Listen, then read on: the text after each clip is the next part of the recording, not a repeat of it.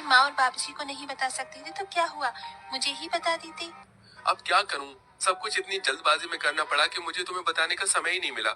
चलो कोई बात नहीं, शादी मैंने ऐसे ही कर ली, लेकिन मैं रिसेप्शन पार्टी बहुत अच्छे से करूंगा। उसमें तुम अपने सारे अरमान निकाल लेना मेरी प्यारी बहना। हाँ हाँ क्यों नहीं, आखिर मेरी भाभी आई है, एक लौते भाई की इकलौती भाभी।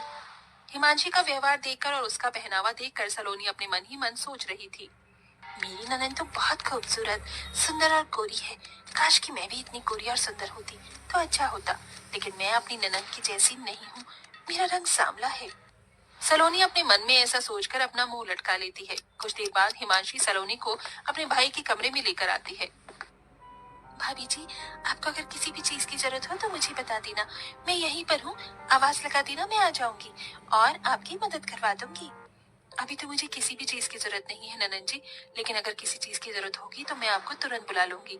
आप चिंता मत करो, आपके अलावा इस घर में मेरा है भी कौन जो मुझे समझ सके। एक भाभी के लिए एक ननन बहुत मायने रखती है, आप तो इस चीज को समझती हो ना। हाँ हाँ क्यों नहीं मेरी प्यारी भाभी, बिल्कुल समझती हूँ, आप चिंता मत करो, मेरे रहते इस घर में आपको कभी किसी चीज की परेशानी होगी ही नहीं। ऐसा बोलने के बाद हिमांशी अपने भाई के कमरे से बाहर आ जाती है। थोड़ी ही देर बाद हिमांशी अपने कमरे में जाती है और एक नया सा सूट पहनकर अपनी भाभी के कमरे में आती है। अरे भाभी, अभी तक आप तैयार नहीं हुई हो, रुको मैं आपको तैयार कर देती हूँ। हिमांशी अपनी भाभी सलोनी को तैयार करने लगती है। तभी सलोनी देखती है कि हिमांशी ने बहुत सुंदर और प्यारा सूट पहना होता है।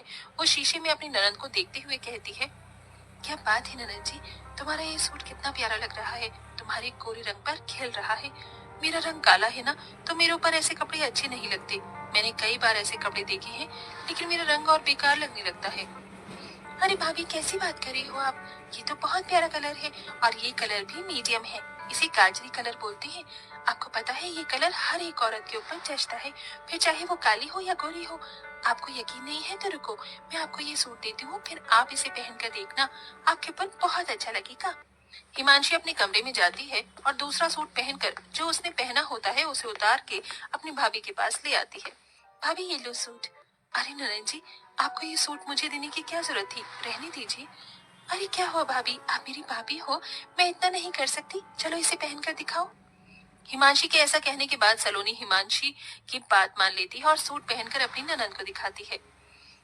देखो ननन जी कैसा लग रहा है। पहले तो मुझे लग रहा था कि मेरे रंग के ऊपर ये अच्छा नहीं लगेगा, लेकिन मेरे सांवले रंग के ऊपर ये मुझे बहुत अच्छा लग रहा है।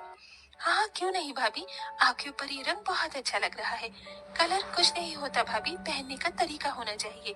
आपके ऊपर ये सच में बहुत अच्छा लग रहा है, आज से आप इसे अपने पास ही रख लो। हिमांशी ऐसा कहकर अपनी भाभी को तैयार करने के बाद मुंह दिखाई के लिए लेकर आती है, जहाँ सब बहुत अच्छे से उसकी मुंह दिखाई की रस्म करते हैं और सभी उसे शगुन देते हैं। साथ में हिमांशी भी एक प्यारा सा तोहफा अपनी भाभी को देती है। भाभी, मैं आपके लिए ये इतना प्यारा सा तोहफा लेकर आई हूँ, इसे हमेशा अपने पास ही रखना। आप तो बहुत अच्छी हो ननन जी, आपका बहुत बहुत शुक्रिया। इस तरह हिमांशी अपनी नई भाभी के आने पर बहुत खुश होती है, लेकिन सलोनी बहुत ही चालाक होती है।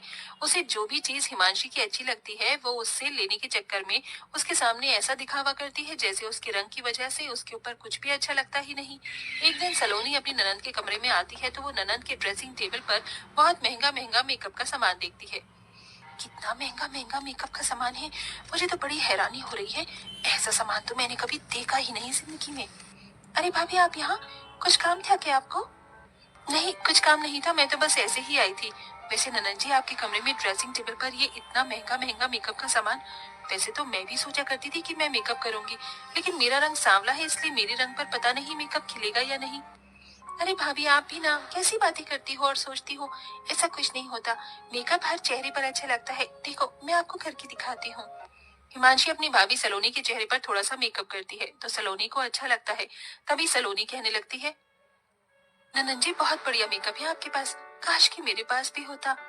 होने की क्या बात है भाभी जी, ये है ना, आप इसे रख लो, मैं अपने लिए और मंगा लूंगी, आपके पास रहे या मेरे पास रहे, कौन सी बड़ी बात है। सलोनी ये सुनते ही खुश हो जाती है। मेरी ननन बहुत अच्छी है, आप सच में बहुत अच्छी हो ननन जी, भगवान ऐसी ननन हर किसी भाभी को दे। ऐसा कहने के बाद सलोनी अपने कमरे में सारा मेकअप का सामान उठाकर ले आती है और उसे अपनी ड्रेसिंग टेबल पर लगाने लगती है। ननन के सारे सामान पर मेरी